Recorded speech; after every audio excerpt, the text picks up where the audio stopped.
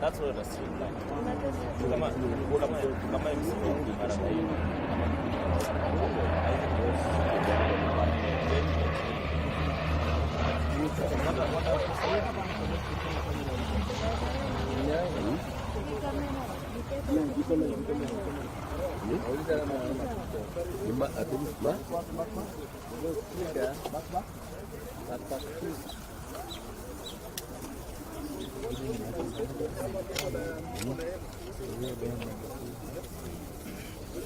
Nani toka bwana hapo?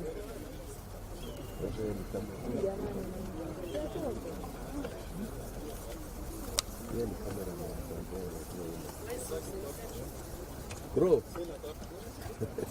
Sasa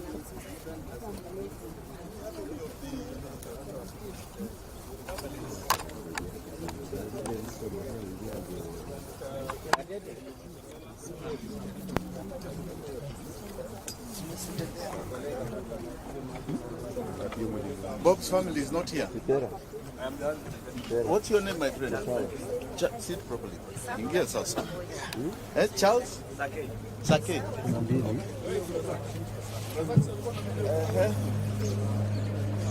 Are we all seated? I don't want an empty seat here. Make sure there's no empty seat.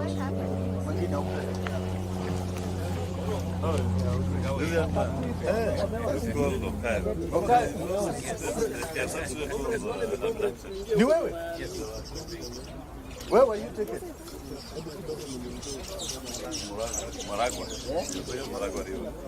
You were dropped in the one in the water? Aye. Najua, I think it's important, even before I talk, we need to introduce some key people here. Kama huyu kijana. There is also another comrade. This one who is representing Ata Huyo, and this one who is representing Bob's family. Is anyone representing Longman? Longton. Nani anakuja? Ako wapi huyo? Pigia simu ndugu yangu. Harakisha yeye.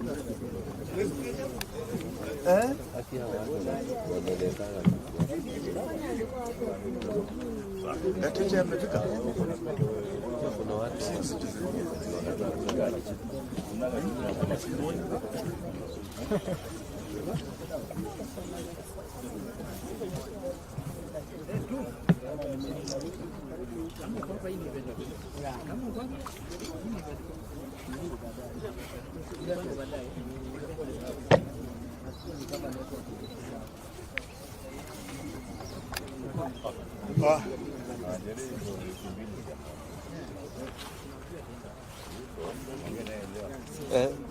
any luck? Okay.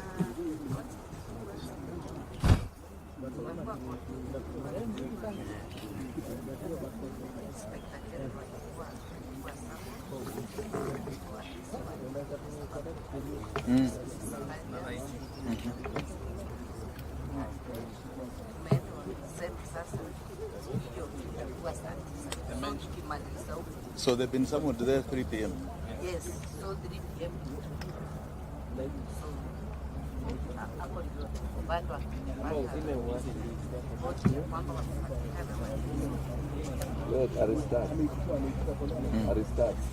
Okay. So who do you think I should introduce here? Joshua Okaya. So what we'll do, we'll ask everybody here to introduce themselves. Okay, are we ready? Yes. Asanteni sana. We want to thank you all for coming, especially the fourth estate. This is a very serious moment in our country's history. We are going through probably the worst times of constitutional delinquency we have ever witnessed from a head of state. We have a head of state who has decided that the constitution is irrelevant. We have police officers and so-called armed forces that have decided that our democracy and the tenets for which our forefathers fought for this country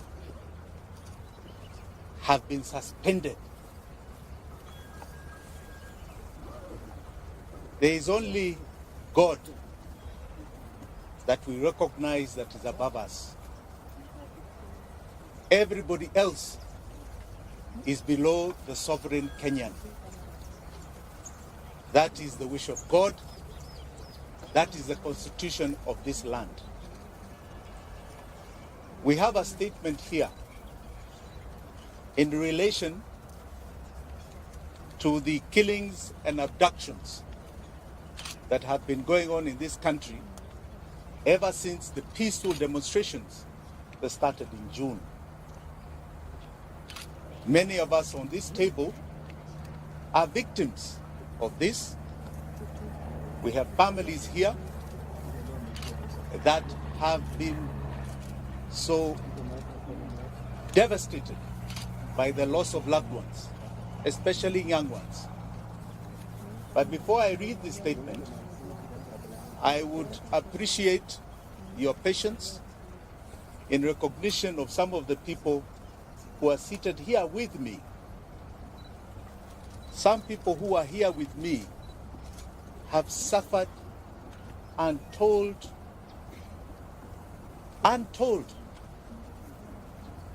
inhuman treatment, all in the name of exercising our democracy as enshrined in our constitution.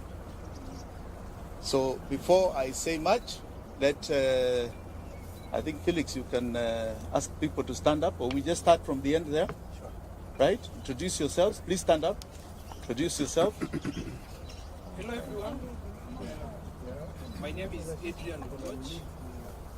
I'm a national youth leader. And as of the moment, we are leading university student activism to reinvent and bring back the student activism that we've been having for a long period of time that we have lost. Right now, the major discourse has been on the new funding model and the role that has been in the education sector. And we want students to be active and aware of whatever is going on.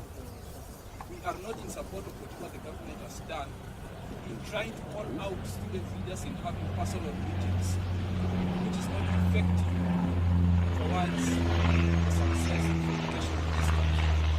That is why we are taking a team of students to stand up for the students and majorly for all our individuals who are being threatened, including students themselves, by the anarchism that is being displayed by this government. Thank you. Thank you.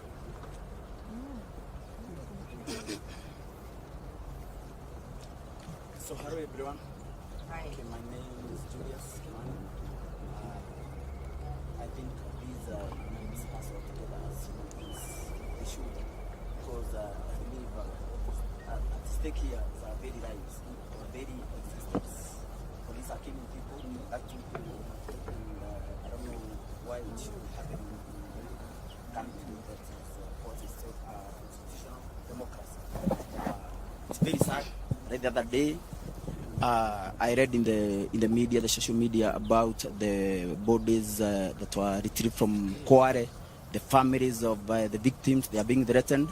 The youths who helped to retrieve the bodies, they are being threatened by the DCI. I think this is uncalled for, and this is what we should stop. I don't know why people should lose their lives for someone to cling to power, for someone to refuse to get out of power. I think people have spoken. The people of Kenya, we saw the protests.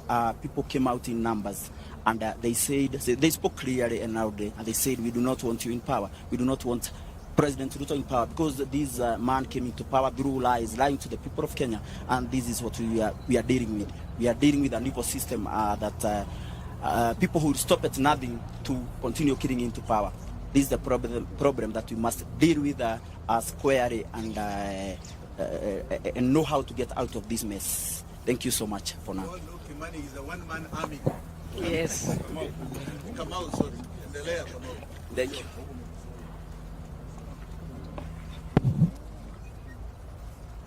Habari zenu.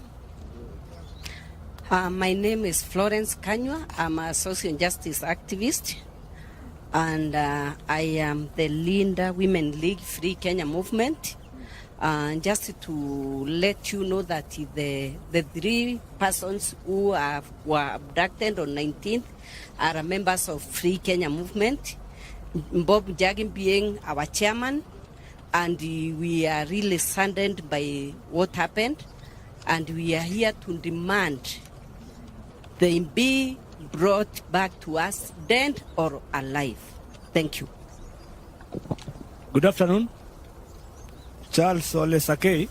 I'm Charles Ole Sakei from Kajiado County, youth leader from Kajiado. I am here representing Bob's family.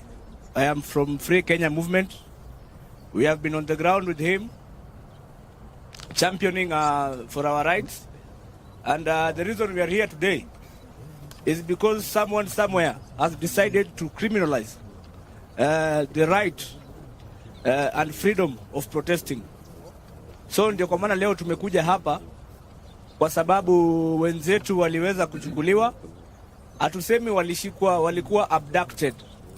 Serikali haijatupatia majibu leo, ikiwa ni siku ya 15 tangu hawa vijana kuchukuliwa na kupotea. Polisi wamedeny kwamba waliwa arrest ama wanawa detain. Lakini tumekuja tujiulize pia, kama polisi wanasema hawakushika hawa watu ama hawayuko na hawa watu, watuambie nani wako nayo. And I want to ask, itakuwaje kuna milisha ina operate kwa hii nchi na rais anasema hajui? Anasema hajui kwamba kuna watu wamepotea. The president the other day said that he is not aware of anybody who is missing. So mimi nataka niwaulize, inaweza kuwa kuna mtu anaongoza hii nchi na hajui? Okay. Sawa, asante.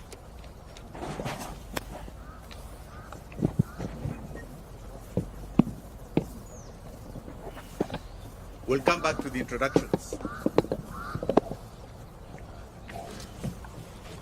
Ladies and gentlemen, as I said, we are at a very sad stage in the country's history. I'm going to read this statement and know that it has been compiled by all of us because we want to send a message directly to William Samoei Ruto. Directly to him. Crooked Ruto is responsible for the illegal abductions and killings. Today, we stand in solidarity and empathy with all the families here and those who did not make it to come for their sons and daughters who have been abducted and have disappeared. It is devastating for a family and friends when a loved one disappears. Yet this is a harsh reality facing Kenya today. I myself am very touched by the plight that has been going on, and more so because Bob Jagi and the Longman twins came to visit me in Kamkunji after I was illegally arrested by the police. They were abducted after visiting me. This is 3 weeks now, and they have not been seen, notwithstanding a lot of the court orders. So this is a direct affront to some of us personally. Your pain is my pain. We are sounding the alarm. We are on the edge of an abyss and moving speedily in the wrong direction. We must wake up and collectively demand for truth, accountability, and justice. Many times it is said that if it happens to one, we keep quiet. It happens to another, we keep quiet. Eventually it will land in each of our doorsteps. We saw this during the abductions of so-called terror suspects. We've seen it over the years. But because there is a security team that tells us that it's for our benefit, we keep quiet. Today they have extended it to people who have been peacefully demonstrating in this country. Abductions is becoming a way of life. Extrajudicial killings a way of life. This is not the Kenya that was envisaged even by the makers of the new constitution. The terrifying illegal abductions, enforced disappearances, and extrajudicial killings in Kenya remain a state strategy to spread terror amongst us. The feeling of insecurity and fear it generates is not limited to close relatives of the abducted or the disappeared only. It affects each and every one of us.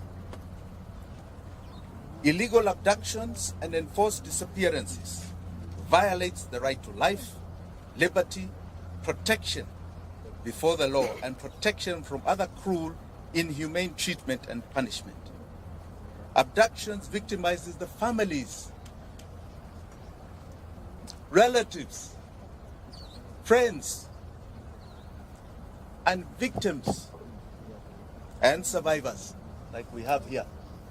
We have a young man here who was abducted all the way to Maragua. He'll tell you his story. Abductions are a gross violation of the international law, including the Rome Statute. Abductions are kidnapping. Please understand, the state is kidnapping people, kidnapping Kenyans.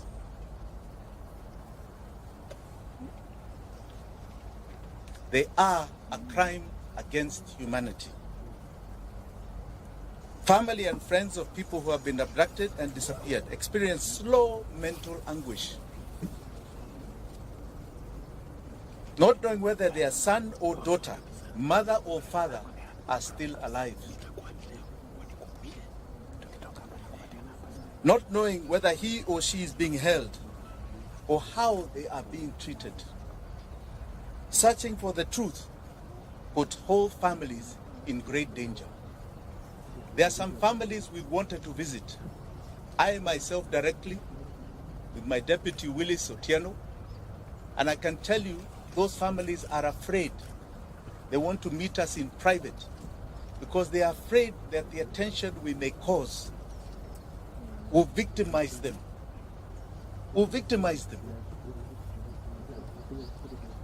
No order or instruction of any public authority, civilian, military, or other, may be invoked to justify a form of abduction, stroke kidnapping, to enforce disappearance. Any person receiving such an order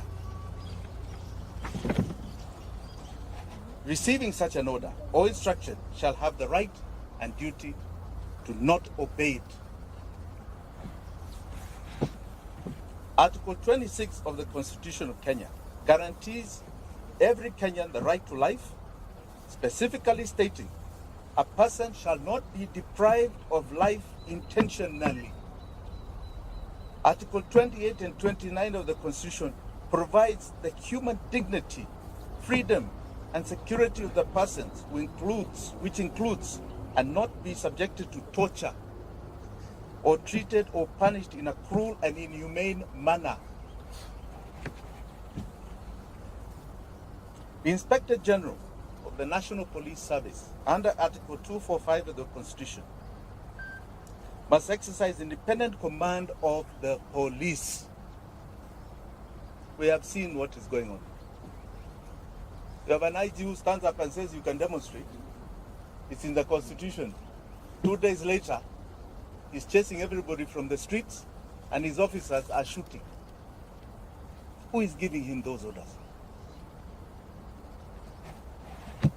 The IG is constitutionally required to ensure the police operate with the highest standards of professionalism and comply with constitutional standards of human rights and fundamental freedoms while performing their work. In exercise of the command of the police, the IG has the constitutional responsibility to ensure that the officers commit to protect the right of life of all Kenyans by adhering to the Constitution.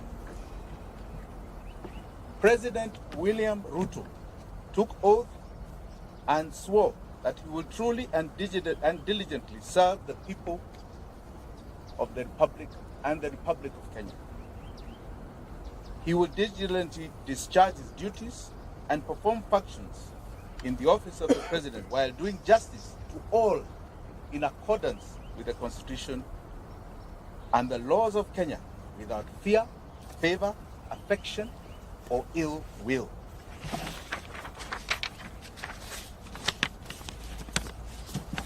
President Ruto, and I say crooked Ruto, the crooked man, took oath and swore to faithfully bear true allegiance to the Republic of Kenya and will obey, observe, protect, and defend the Constitution of this country. And he will protect and uphold the sovereignty, the integrity, and the dignity of every single Kenyan. That is an oath you are swearing to God before 54 million Kenyans. Regrettably, today it can be confirmed that crooked Ruto has not only violated the Constitution of Kenya, but has contravened his oath of office. He has become a constitutional delinquent. For the avoidance of any doubt, if any of you have any, crooked Ruto is solely responsible for the abductions, enforced disappearances, and the murders of young Kenyans, Gen Z. He has turned his police force into a political militia. Kenyans must never forget William Ruto's history. And Kenyans will never forget what he's doing to us today. Crooked Ruto is hypocritically mocking, laughing, and demeaning the abducted, disappeared, and murdered sons and daughters of this country, and their loved ones who are painfully crying daily. The only crime they have committed is exercising their constitutional and democratic right to peacefully and unarmed demonstrate on the streets in our country. We will not yield to crooked Ruto's tyranny. We will not. Because to yield is to advertise to all those that have fought for the democracy that we have today, starting from 1920. We are telling them that we have succumbed to the will of tyranny. William Ruto will not take us there. He is no different. When you look at that man, read the history of people like Pol Pot of Vietnam, Adolf Hitler.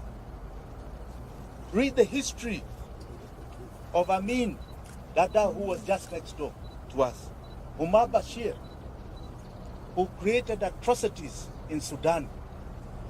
He is no different. It's not a man to glorify. That is a man to feel shame that he represents this great country called Kenya in any position. Finally, I wish to assure the abducted, the disappeared, and their families here and home, you shall never be forgotten by Kenyans. Ruto may forget, may ignore, but we will never forget.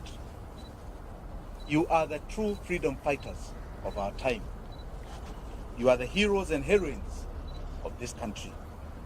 Forgetting you is rejecting our own identity. Forgetting you is to renounce the meaning of our life. Forgetting you means that we do not even love our own families.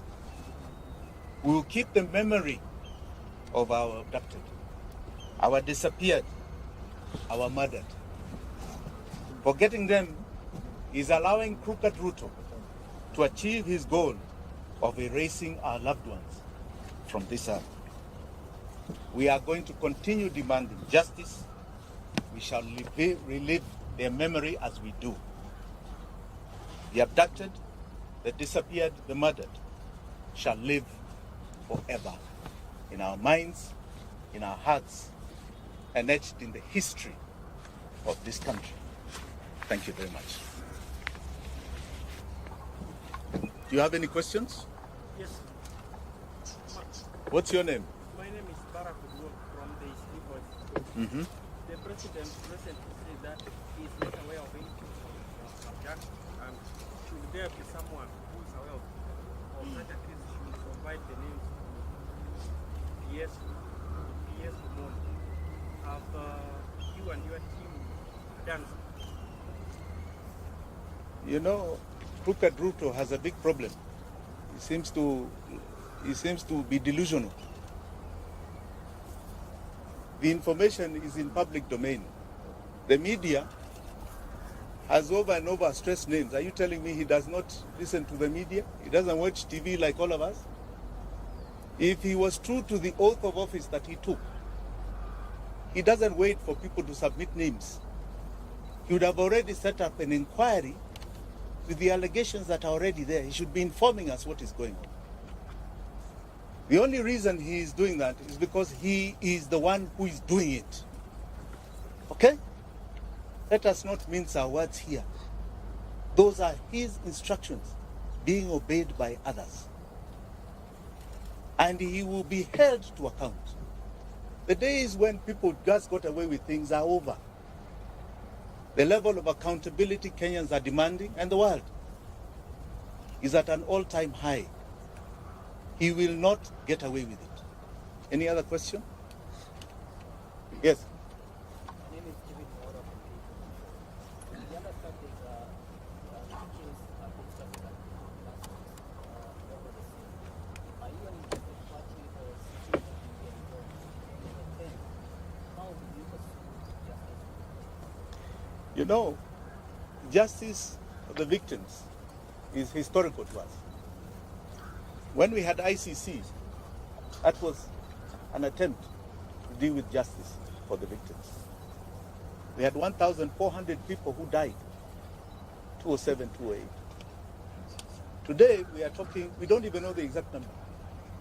We have bodies in the mortuary, unclaimed, unidentified. We have bodies being found in rivers and swamps and dump sites. We don't know how many. We can only estimate there may be a few hundred. I think we must start looking for justice elsewhere. We are going to make sure they are accountable in this country. One of the greatest cases that has happened, and I like you to all follow this case, is the case of justice for Baby Pendo. Baby Pendo was murdered by police in 2017. And that case is coming up October the 3rd in our High Court here in Nairobi. That case is taking to court what you call the commanders of that case. The OCS, the OCPD, regional commander, people who actually committed the murder, and holding them personally liable, criminally liable for the death of Baby Pendo. One case at a time is going to achieve things you have never imagined. We've been very supportive of that case. It has taken 5 years. We are now almost at a critical point. So I want to warn all these commanders who are taking instructions. Watch the Baby Pendo case. It is coming to you. Each and every one of you. Whether you're the IG, whether you're the DCI, whether you're NIS, whether you're an OCPD, it is coming to each and every one of you. And you will face justice for the victims. Yes. My name is Daniel Sare. Do you think the courts are doing justice to those people that have had the cases, their cases taken to court for the same? So far, I have no major complaints with the court system. I don't. I think they're doing a very good job. Today we got an order. I think the IG is supposed to appear this afternoon. Yes. Well, I think we're quite happy with what is going on in our courts. Yes. My name is Sophia from KTN. I just Yes, wanted Sophia. to know, to clarify, have you, I know you have, I just want to hear from you, have you actually reported, the missing people, and what has been the reaction from the, the DCI and the guys that you reported the cases? They have been reported to every single police station that is responsible. In other words, where we assume, let's just say we are assuming, were the areas of abduction or the areas where the families come from. They have been reported. Have you ever sought a comment from the IG? Have you? You're asking us, have you? Why are you not seeking comments from those people? They are the abductors. They are being accused every day.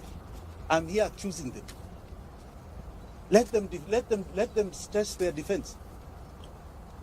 Okay? I was just asking if you follow the due diligence. Absolutely, absolutely. But the onus is not on us. The onus is not on us. It has been done. But don't be like them who want to say, oh, nyinyi mufanya report, mufanya. It's not about us.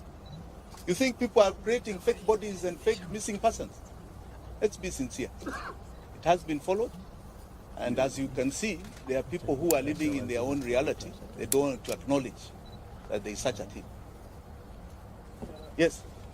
Yes, Lugu. So far as Jim Wanjigi, how many families have you reached to be able to communicate about the missing person? How many families? How many are there so far?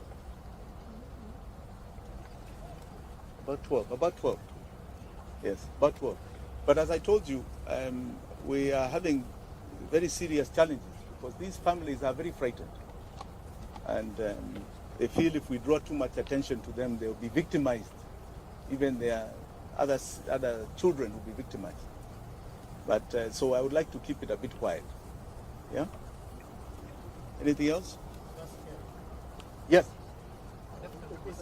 Yes, good afternoon. Two questions. One, I understand that you have a case active in court. But the last time when you had a press and you informed the public that your team is doing an assessment and very soon you will let the person know how much damage was by the police officer who raided the home. Two, you mentioned that everything is in cloud. That's why you're confident enough that there were some items that were planted in your vehicle.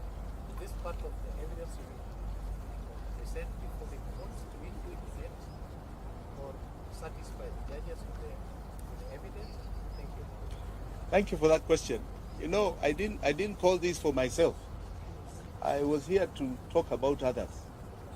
Kesi yangu itakuja. And I want to assure you, as I assured you then, it will be a shocker case. Okay? A shocker case. But I'm not here today to talk about that. I'll come to me.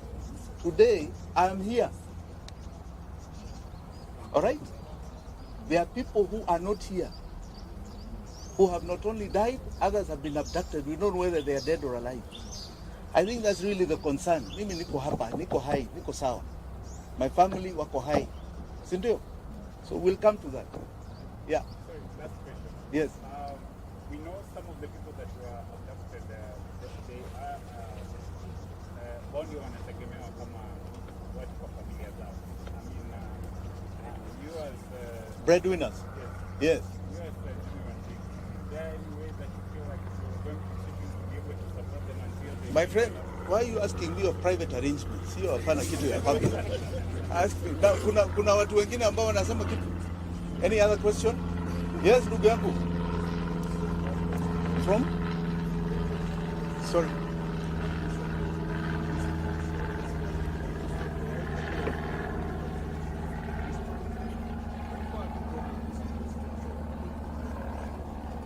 You know, I don't think it's about resignation alone. These are people who should be criminals before a court. They have completely decided the law is irrelevant. And whether they resign today and you put others tomorrow, it makes no difference. The key thing is that they need to be seen in a court of law answering for the injustice that they are committing. That may be the greatest attempt at stopping continual abuse of the law by the police. We need to see an IG in court. We need to see a DCI in court. We need to see OCPDs and OCSs in court. That is what we need. There was a young man who was shot some time ago called Rex Masai. Rex Masai. That was the first one that was brought to our faces. Okay? We have had how many stories for the last 3 months? Including from these agencies, what is it called? Yes. Really? We are talking about young men's lives here. Young girls' lives. I don't think it's a matter of resignation. Yeah. Do you feel like justice is gonna ever be done? Absolutely. And do you have hope for the Kenyan? Absolutely. In fact, most Kenyans feel very hopeful. Any of these criminals who are perpetuating injustice will see that court of law. One day, that I assure you, this is not going to continue happening in this country. What is the time limit that is giving the government to be able to produce the people, and what is the plan? Well, let us see how they answer today, because today's, this afternoon's case is critical. Many of us are skeptical. They will say they don't know where they are, they're not the ones who did it. But they also don't know what we have to prove that they are the ones. So let us see what they produce as the excuse this afternoon. Then you can ask me about time limits. Okay? Asanteni sana. Please hold on. I would like you to still hear some people here. Yeah? Please, Felix. Can we start with the former survivor? Yeah, yeah. This young man. Oh, me. We can just Yakuje tu hapa. Exchange the Down with extrajudicial killings, down. Down with extrajudicial killings, down. Down. Viva. Viva.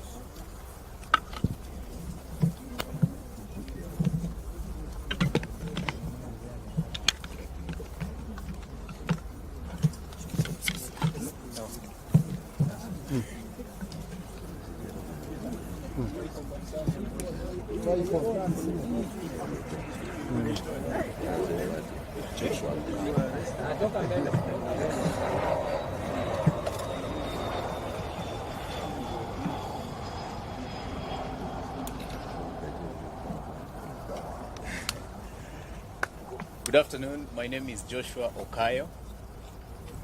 I am a student undertaking my advocates training program at the Kenya School of Law, and also the president of the Student Governing Council at that institution. I have been very actively participating in protests that we've seen in the past 2 months. And I remember on 18th of June, I met Advocate Wakili Willis here. We were actually with him on the street. And it appears to me that this was history writing itself. I got abducted on 26th of June and was released, or rather when I realized that I was released, that was 28th of June. Because I found myself at the bank of Maragua River in Murang'a.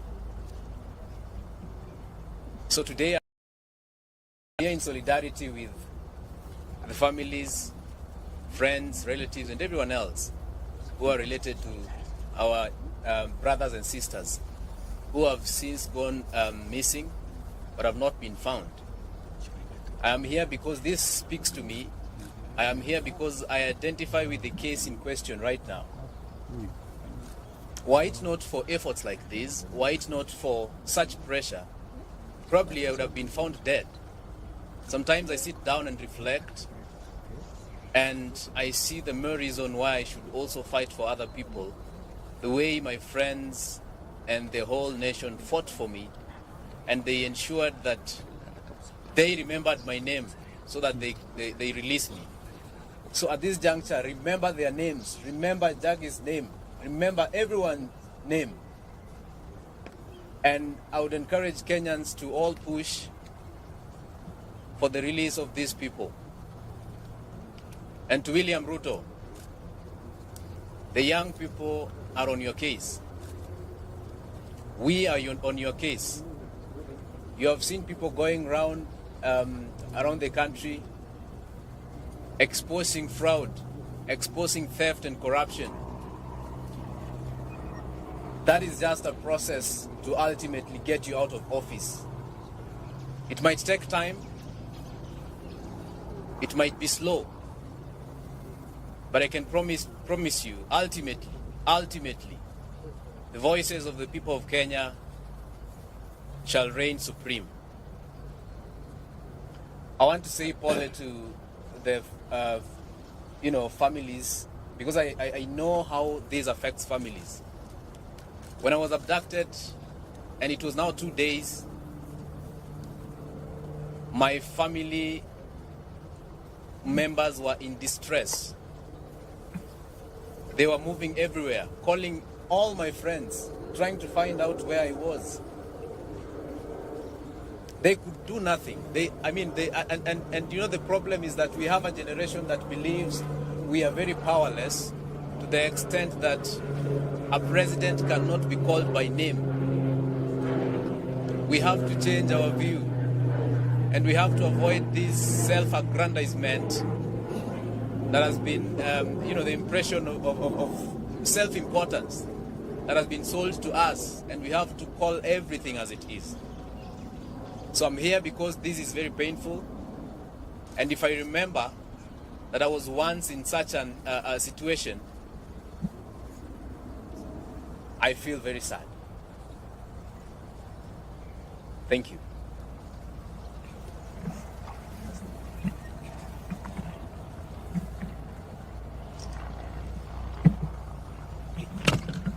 Free Jamil, free Jamil. Free Jamil, free Jamil. Free Aslam Longton, free Aslam. Free Bob Jage, free Bob Jage. Free Bob Jage, free Bob Jage. Free Bob Jage. Free Jamil, free Jamil. Free Jamil. Free Aslam, free Aslam. Free Aslam. Thank you very much. I'm Willis Otieno, advocate of the High Court of Kenya. I'm involved in some of the litigations that are seeking to hold the police and William Ruto accountable for the forced disappearances and abductions of our young people. You all recall the story, for example, of the father of the alleged Equity Bank manager, who the state decided to take to live with lions and hyenas as part of torture, a forced disappearance, and the gentleman was held for over 3 weeks. Now, if we believe in the rule of law, and you think the person is a suspect who has committed an offense, our courts work every day. Why not take these suspects to court? Why not subject them to the due process of the law? Now, you've been told these issues of forced disappearance and abductions actually constitute crimes against humanity. And where we are going to seek for redress here in Kenya. And we are also going to invoke universal jurisdiction in countries that have accepted that concept as a means of achieving redress. So to those police commanders, and even to William Ruto, rest assured that under the universal jurisdiction principle, we will hold you responsible and will try you for these criminal offenses. And that is not something we're going to do next year. We're going to do it this year. So don't be surprised when you start seeing charge sheets flying across the continent, across the globe, in which police commanders in Kenya and even William Ruto will be an accused person. Those fake charges they register in Kenya against innocent Kenyans who are exercising their rights under the Constitution We are going to have genuine charges registered against them in their names in Kenya and abroad. They must answer to these crimes against humanity that are being committed against our people. And there's an active team of lawyers who are doing this, and they are not relenting. We've collected enough evidence that has met the threshold for universal jurisdiction to be invoked. Thank you. I think one more word. I have one more word. One more word. William Ruto, I am coming for you. I am coming for you in the political arena. I am coming for you in the legal arena. And I'm coming for you with the Constitution of Kenya. I am coming for you. Know it today and every day that you pretend you are a president of this republic. Thank you very much.